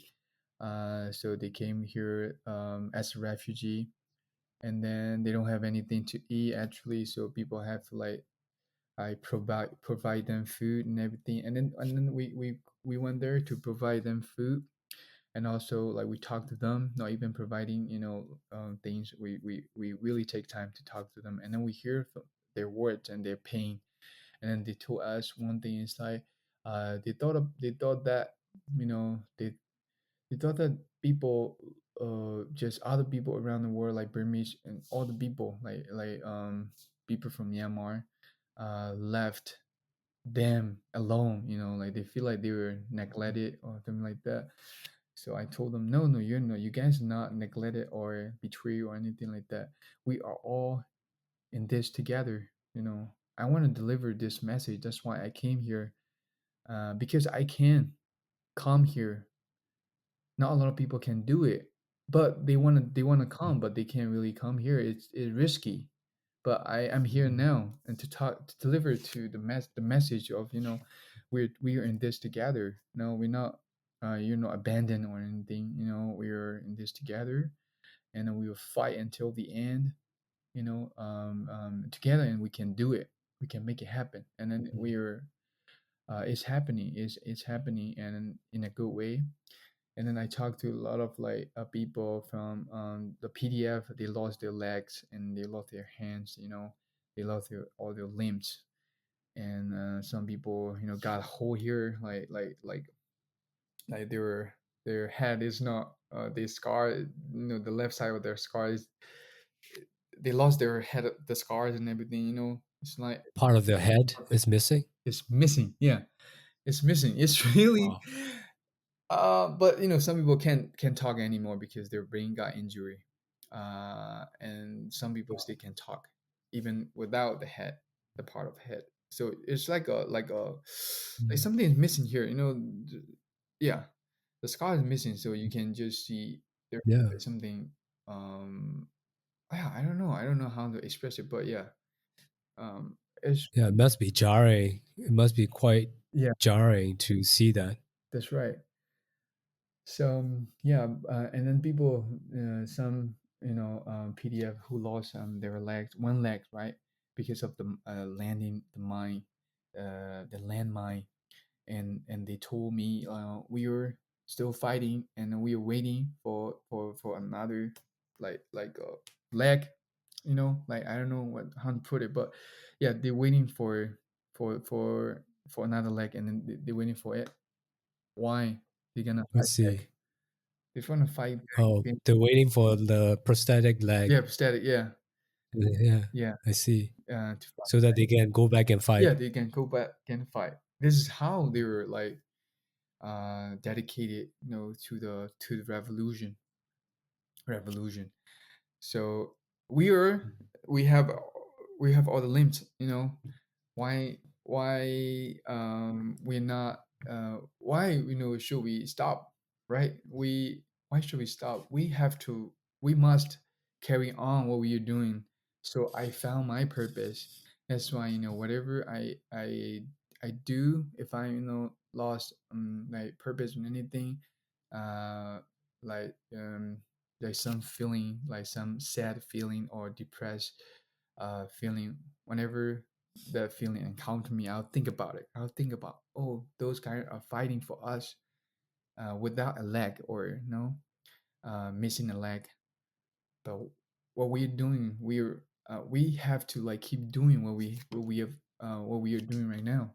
You know, whatever, we have to keep doing it, because we Yeah, can't waste their sacrifice. You know, yeah, yeah. yeah. It was really a So remarkable you, trip, yeah, for me. mm, so you saw the sacrifices that were being made in the front line with your own eyes. Yeah, with, yeah, Yeah. my own eyes, and through words that they talk to me. Actually, they're not really suffering, you know, from that. Actually, they're really strong. Even though they lost their friend, they lost their boyfriend, girlfriend, and their family, they're really strong. They're not like sad all the time. They're not depressed like all the time. They are happy and they're enjoying what they have done and what they are doing. So Mm, so yeah, we it's not like a sad story all the time, like they put it right. like people put out on social medias. They, Yeah. you know, they're good and bad all the time, you know, in everything. Yeah. Yeah. Did you find did you find a sense of hope for maybe for the country when you were there? Yeah, yeah. I found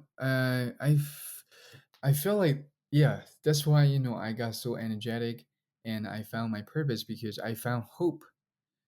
Um, like you know, we want democracy because we want something to change, right? What we are fighting is something. Is we desire a change for the good, for the good of the people. And we changed to have a right for everyone, um, and the equality, you know, and the basic human rights, you know, and then for every change, like educational, like health, and like the whole system. A change, the whole system means everything included, like education and health and administration or everything, right? Like the mindset of the people, even the mindset of the soldiers, the mindset of the leaders, you know, like people who has weapons, right? So Mm, basically for a change in everything.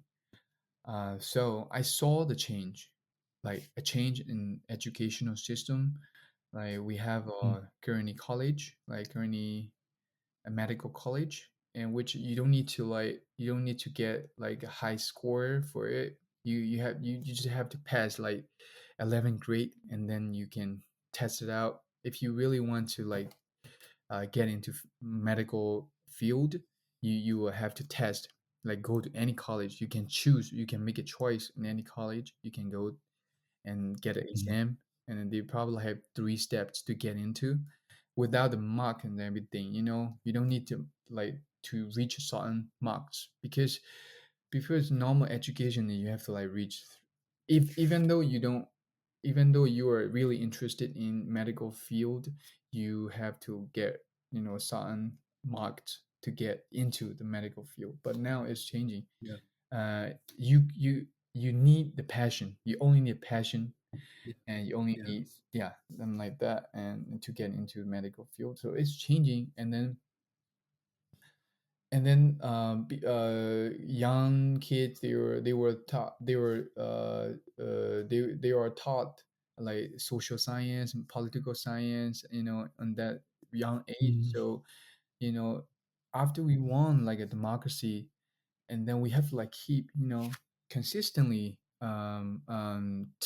keeping the system like operated like well.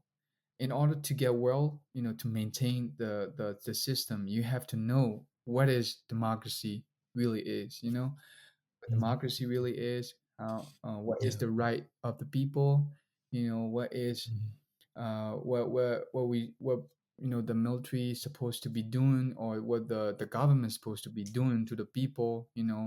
So if you don't know anything about it, you can't really say or change anything, or keep maintain, or the system, right? yeah. So they Yeah.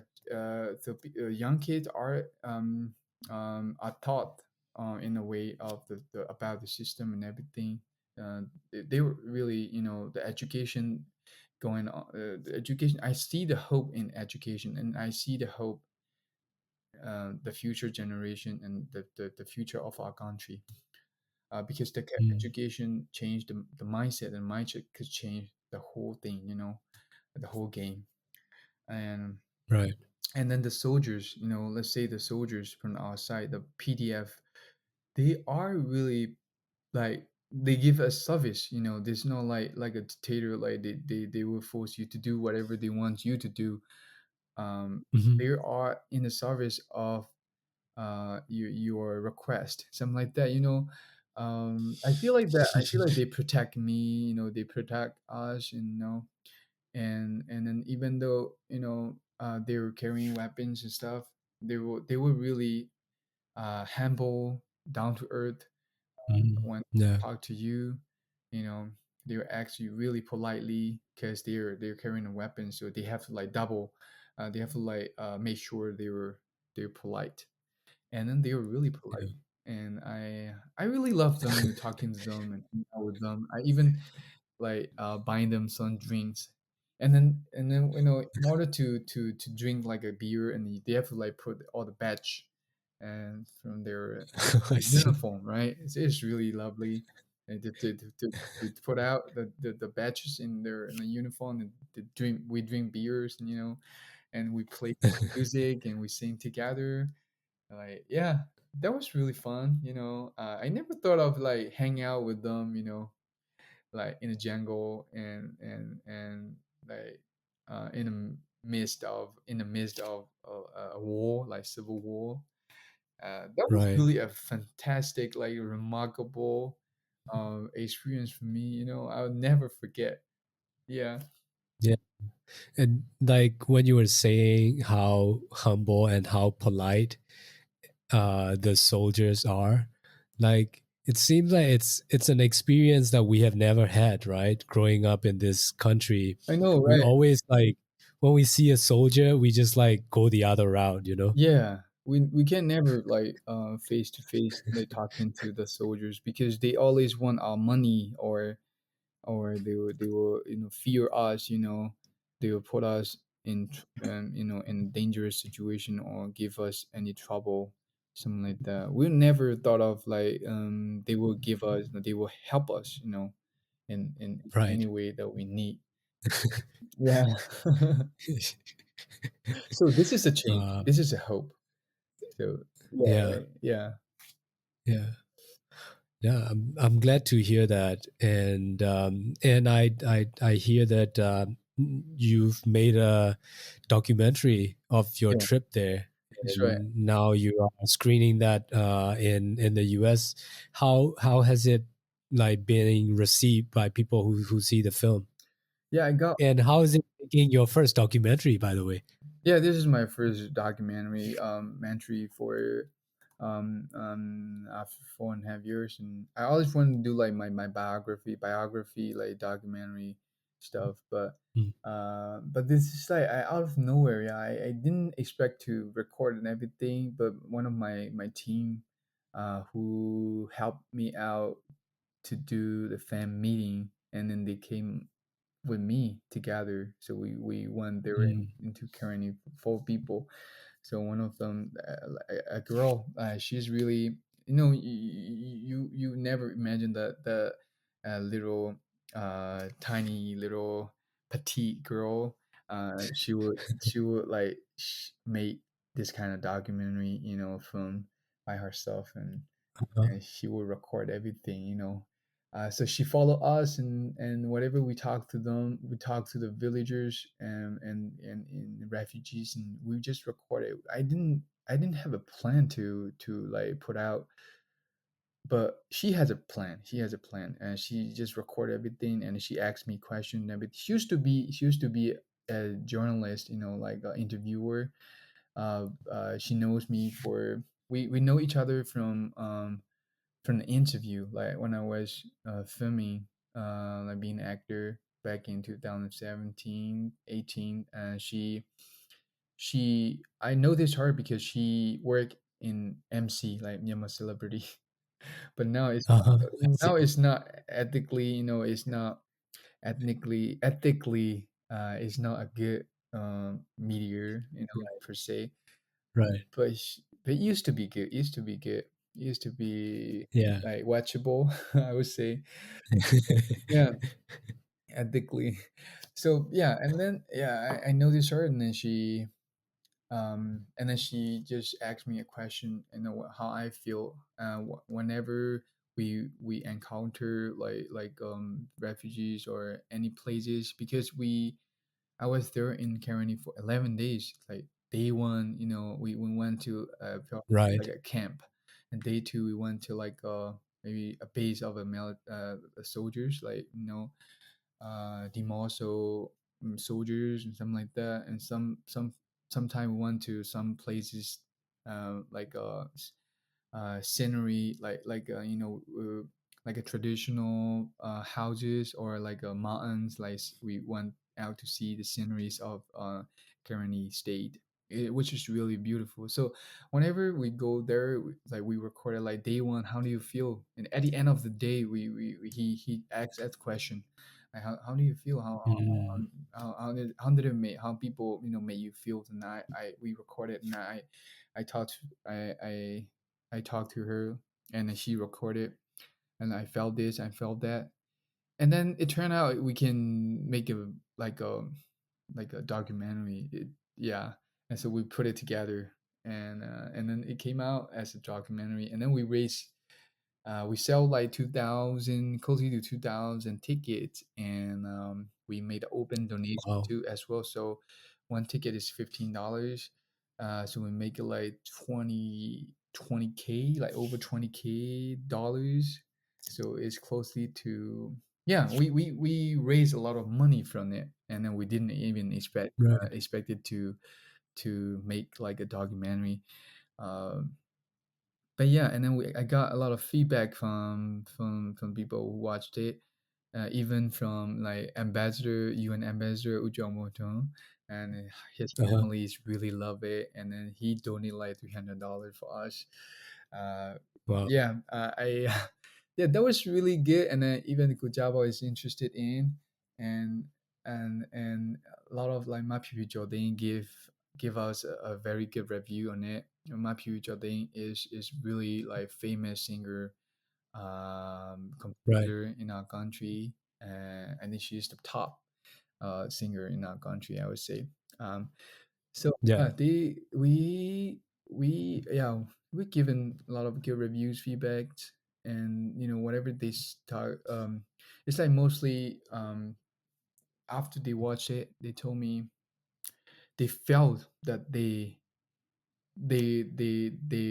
want, you know uh they felt like they were there, like they were there in Karenni, like with Right. me, with us, like together, Right. uh, feeling they were there, and they felt the pain, and they felt the hope. They receive all the things that we experience. So yeah, this Yeah. is the purpose of making this documentary, because I wanna give them the raw footage, the raw feeling of what is Mm, happening, not the social media, like mm, not the layer with your emotion, not something yeah, with filter with your emotion, something that is, or that is your, the what is really happening on the ground. Yeah. yeah. Yeah, that sounds incredible. And to be able to not just experience uh, something so real, something so close to home, Yes. but also be able to share it with the people who are like you, who cannot go home in the foreseeable future. Yeah. That must be quite special. Yeah, it Yeah, was really special. Like I said, very remarkable journey for me. Um, yeah, I'm so, so happy. I don't know. I was so like, I don't know what is, what words that I can, can express this feeling. I was so satisfied with my life, with my choice that I made yeah, after the coup. Yeah. yeah. And that must have been like the closest to home that Yeah. you've been in a while. And I imagine like the Karenni state is somewhere, if not for the coup, it's not a place that you think I'll end about up, yeah, visiting. I'll end up. Yeah, I always wanted to visit Gurney, Gaya State. Though I know there's a name of Gaya State too. Gurney is just Gaya Uh-huh. State. They call it. I like sausage, like the Gaya sausage. Yeah, yeah, sausage. Yeah, Yeah, and then I like the cognac. The cognac is like alcoholic beverage. Is yeah. created from corn, like really hard corn, for Hmm. specifically for the fermented. You have to like go through fermentation stuff to in order to make the Yeah, beverage. It's very healthy, and people there, they drink it all the time. And then yeah, like very organic stuff. Uh, yeah. I would really want to bring it here, to sell in the US. That shit is really good, and it's organic, Yeah. and it's good for digestion, and it's good for your sleep.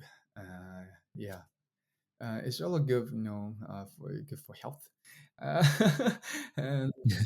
and a lot of like food culture, they're rich, they have a rich cultures, and the view of the Caroni, the Kaya state is really beautiful, surrounded by Yeah. mountains like my hometown, but it is better than my hometown. Actually, I would say I would like Mogok, because Mogok has a lot of mountains, but beautiful mountains. But when you compare to Gaya State, you can't compare to Gaya State, like Gurney State.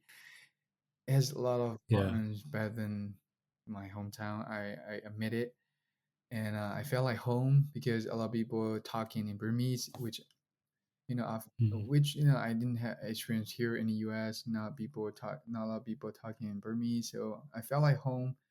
That is really like heartwarming, like experience that I felt it in after the coup. Yeah, after 3.5 years. Yeah. Yeah. And yeah, and speaking to you, and I understand like health is a really big part of your life. You're always still active. I've seen your YouTube videos. You Yeah. you eat very healthy, and you cook with this auntie. Yeah. Is she related to you? How are you related to? Yeah, she's my landlord here. Yeah. And you guys cook and talk and have a nice conversation, and Yeah, yeah, cause I'm so bored, I don't know what to do, and I just like put a camera, and then you want to talk, and then just talk. Let's talk, because I always wanna. I open my mind all the time to learn, from especially from people who are older. and because they have all the Right. experiences, life experiences, I might end up, getting some ideas of, how to cope, how to live my life, fulfilly, fulfill, get the fulfilled life. So Right. I always I always love to talk to the old people, Yeah, this is what is. Yeah. I watch some of those videos, and in these videos, you will see Kara like cooking with this older lady, and then they have a conversation about food or things about maybe the past, and her sharing her experience. It's Those are very kind of like heartwarming videos, Yeah, and because I didn't know, I was like, oh, maybe this is Kara's mother. That's what I thought, but no. right.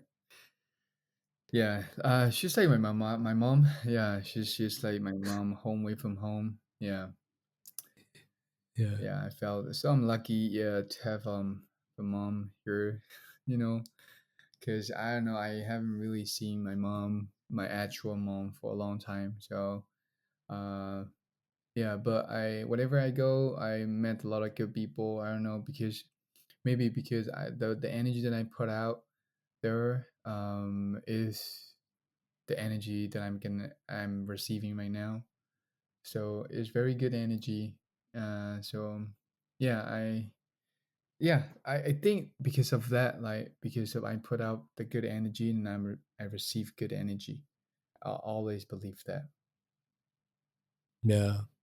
Definitely get see how heartwarming your interaction is, and I get the sense that this is, like you said, your home away from home.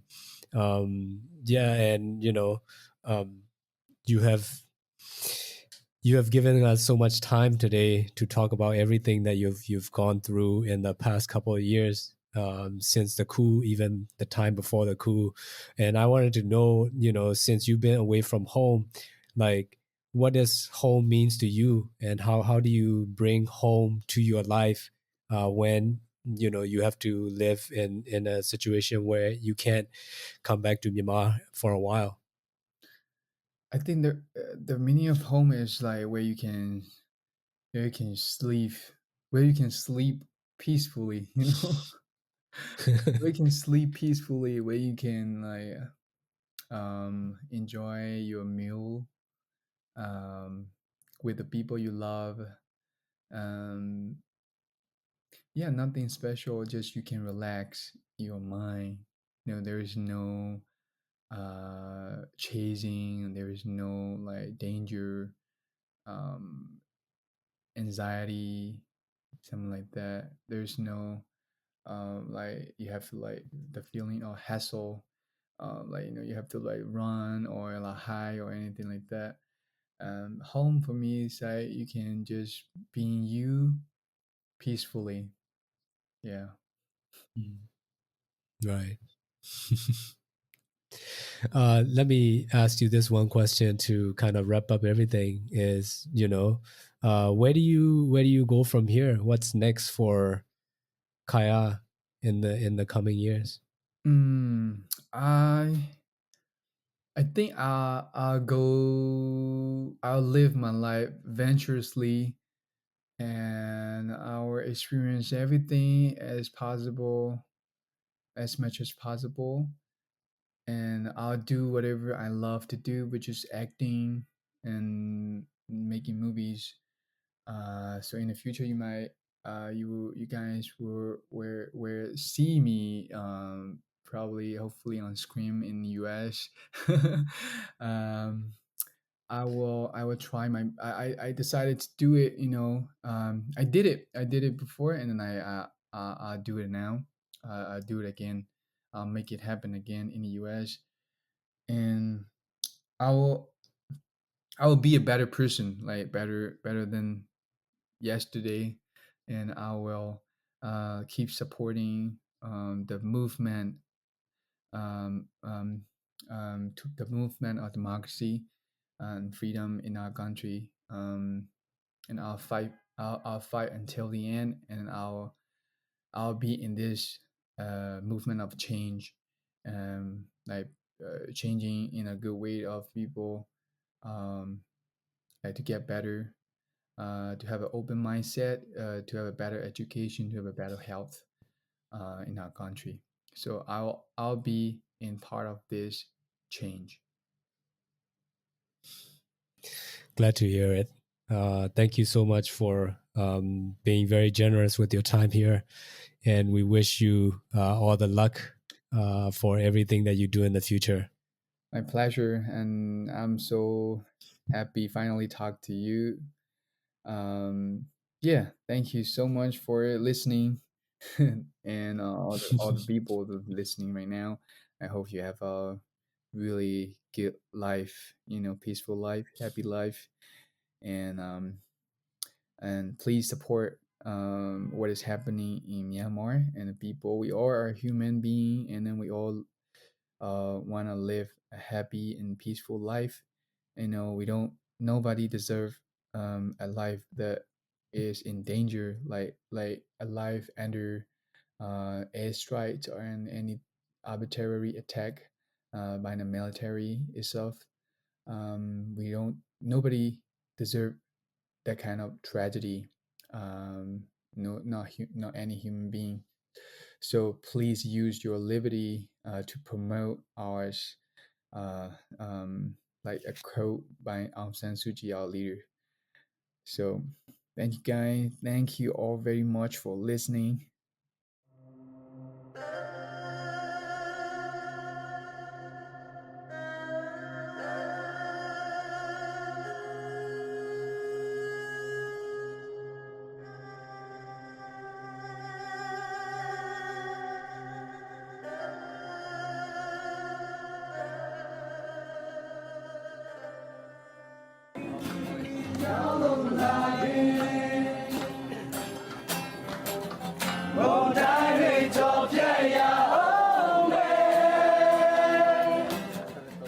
We've come to the conclusion of today's episode, and as the conversation you've just heard underscores, the humanitarian situation in Myanmar is dire and demands immediate attention.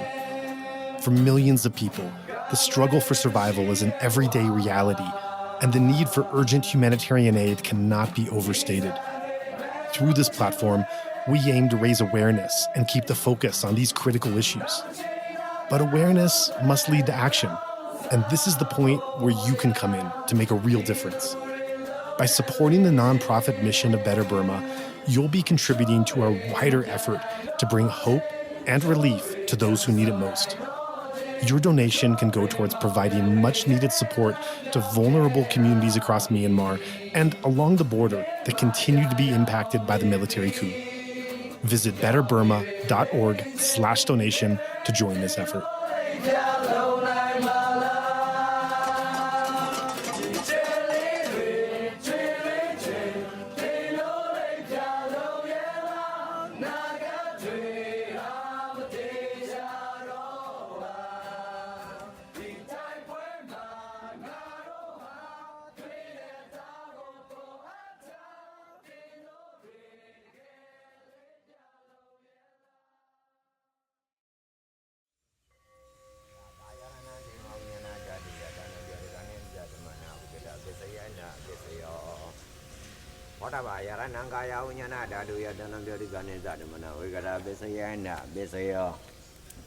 Oba yarananda dayananga yaranaya dayanam boda ba yaranam